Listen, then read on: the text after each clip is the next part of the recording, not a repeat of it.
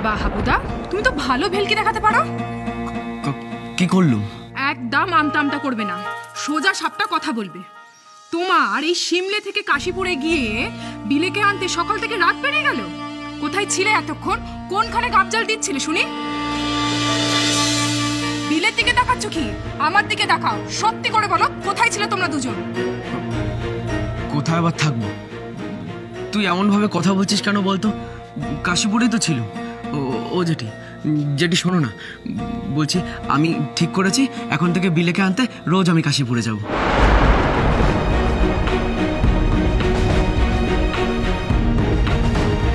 বাহ, চমৎকার।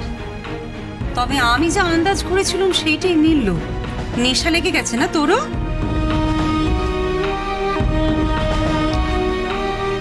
কিরে, তখন থেকে তোরা কি মুখ চাওয়াচাই করছিস? মায়ের কথার উত্তর দে। কিসের নেশা গো জেঠি? নেকাশার জন্য তুমি টেনে না গালে ঠাঁটি একখানা চর কষিয়ে দেবো এবার আমি। তোমার সব ন্যাকামো বেরিয়ে যাবে। বাবু, মিথ্যে কথা যখন বলতে পারিসই না তখন বলবার চেষ্টা করিস কেন? শোন বলছি, এখনো সময় আছে। গড় গড় করে সব কথা আমাকে বলে দে, সব সত্যি বলে দে, কিছু লুকোনোর চেষ্টা করবি না। বাবুদা কিছু বলো না, কিন্তু কেলেঙ্কারি হয়ে যাবে। আই বিলে, কি ফিসফিস করছিস? না মানে হাবুদার সাথে তো তেমন কিছু ঘটেইনি। হাবুদা বলবে কি বলতো? সুরির সাক্ষী মাতাল। কি গো হাবুদা, তা তুমি কি বলতে পারছো না? মায়ের হাতে কি সত্যি সত্যি মার খাবে নাকি? বলো সে গিরি। বলছি আমার ভাব সমাধি হয়েছিল।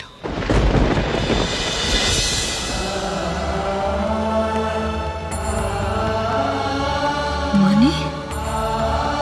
ঠাকুর আমাকে ছুঁয়ে দিতেই আমার সবকিছু কোথায় যেন উবে গেল গো জেঠি।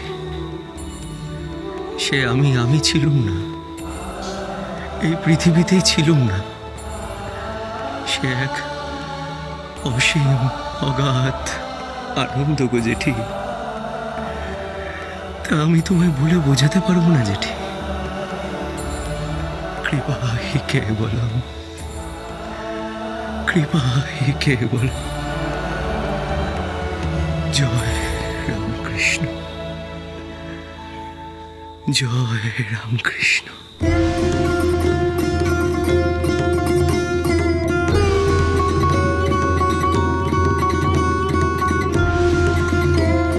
যে ভাব আয়ত্ত করতে ঋষিমুনিদের যুগ যুগান্ত লেগে যায়, তা আমার শিল্পী সাধক হাবুদা ঠাকুরের একবার স্পর্শেই লাভ করেছে।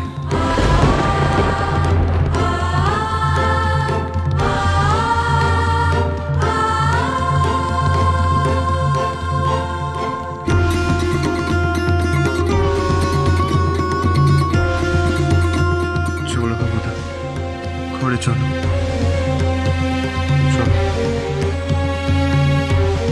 দাঁড়া হাবু,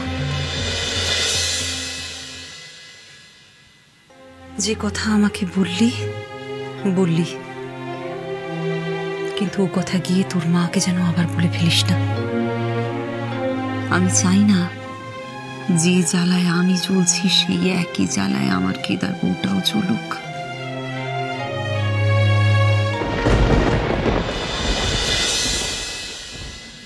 হাবু, আমাকে ছুঁয়ে কথা দে, তুই আর কখনো কাশীপুর যাবি না। কথা দে।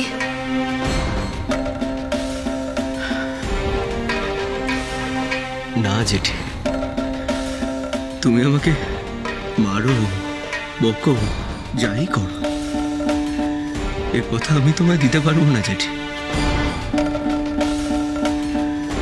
জেঠি,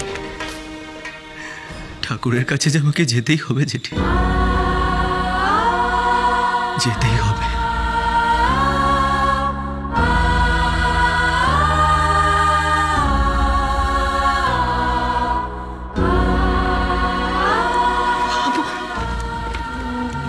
যুগনায়ক স্বামী বিবেকানন্দ, সোম থেকে শনি সন্ধ্যে ৭টায় আকাশ ৮-এ।